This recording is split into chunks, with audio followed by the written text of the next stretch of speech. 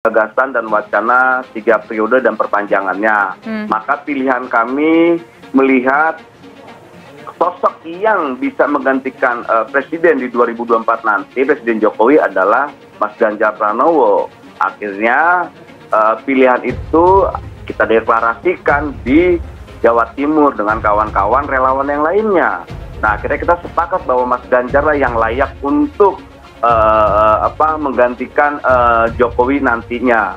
Karena kita lihat Mas Ganjar ini sosok yang punya kemiripan secara kinerja, juga selain kinerja beliau juga punya karya di daerahnya sendiri di Jawa Tengah. Nah, pertimbangan itulah yang akhirnya menjadi pilihan dan atau juga menjadi kesimpulan kenapa Mas Ganjar harus kita dukung di 2024 nanti. Karena kita membuat 4 nama, simulasi 4 nama. Yang pertama ini adalah Ganjar, Anies, Prabowo, dan Puan. Jika 4 nama ini yang maju, bagaimana dukungan pemilih kepada calon-calon? Ganjar ternyata konsisten ada di atas dengan dukungan 32,8%. Lalu Anies juga konsisten ada di posisi kedua, sebagaimana tadi kita lihat di semi terbuka dengan dukungan 27,1%, ya. Tapi jaraknya sekitar 5% begitu dengan Ganjar, tidak terlalu jauh sebetulnya. Kemudian Prabowo 25,5% juga konsisten di urutan ketiga, dan Puan tetap belum konsisten ketika nama-nama tokoh yang banyak tadi ya, itu dieksklud, begitu tidak membuat Puan menjadi lebih besar secara signifikan, tidak berhasil menarik massa pendukung dari tokoh-tokoh yang tidak kita masukkan dalam simulasi. Ganjar Pranowo selera Jokowi, alasan Nasdem lebih memilih Anies Baswedan, dia terpaku sama Nasdem mencalonkan Anies Baswedan adalah untuk satu hal yang paling pokok.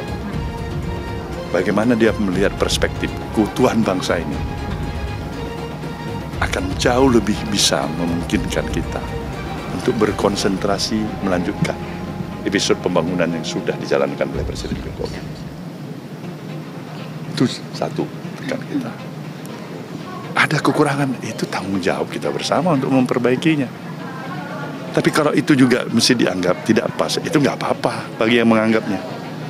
Nasdem kan punya sikap sendiri, punya pendirian sendiri, ya kan? Dia institusi partai politik yang sah hari ini. Apa hal yang bertentangan dengan dia mencalonkan, mendeklarasikan salah satu anak bangsa ini? Coba, partai koalisi itu komitmen kita apa? Komitmen kita itu berpegang pada prinsip-prinsip garis kebijakan pemerintahan. Itu coba terjemahkan itu sampai batas akhir masa bakti jabatan Presiden Jokowi dan Ma'ruf Amin. Itu nggak pernah terlanggarkan kan?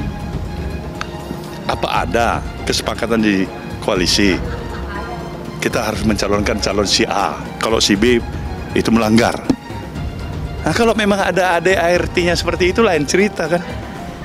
Ya kalau nggak ada, beli secara etik yang mana? Etik itu adalah ketika ada hal yang bertentangan dengan garis kebijakan Presiden. Ketua DPP Partai Nasdem Effendi Khoiri alias Gus Coy menyebutkan ada berbagai macam pertimbangan Partai Nasdem yang akhirnya memilih Anies Baswedan dibandingkan dengan Ganjar Pranowo maupun Andika Perkasa. Mas Ganjar, Mas Anies itu menjadi pilihan Nasdem untuk mendukungnya itu banyak, termasuk Pak Andika, tapi akhirnya kan harus milih salah satu, ungkap Gus Coy dalam perbincangan di kanal YouTube Total Politik.